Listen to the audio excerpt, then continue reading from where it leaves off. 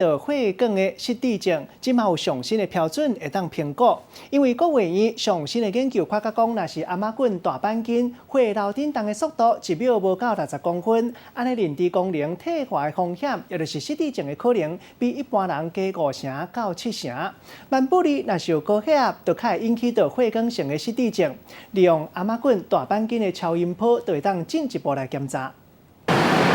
台湾的社会老大人愈来愈多，根据调查，岁数超过65岁，得到失智症的人数嘛真明显地增加。其中85岁以上的民众比例更加有3成。国卫院上新的研究显示，透过帮颔管动脉血流的速度，就会当评估相关的风险。如果说颈动脉的血流不好，或是颈动脉有狭窄的话，它就会影响到大脑的一个循环状况。流速比较低的人呢，他可能这个。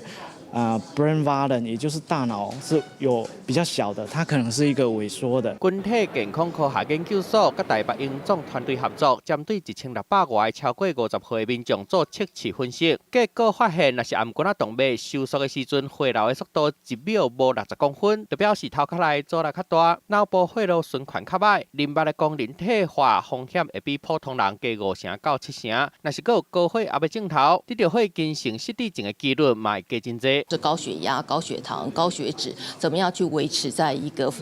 适合你的一个状态？另外的话，其实就是要像避免抽烟，抽烟也是一个影响血管非常重要的因素。医生建议中年的民众，若是有三高，还是其他心血管的病，还有食薰的惯势，上好2年到3年，就去做一个颔管动脉超音波，检查敢有动脉硬化、血流的速度上慢者的问题，才会当提早预防欠血性的中风、甲淋巴功能的退化。记者综合报道。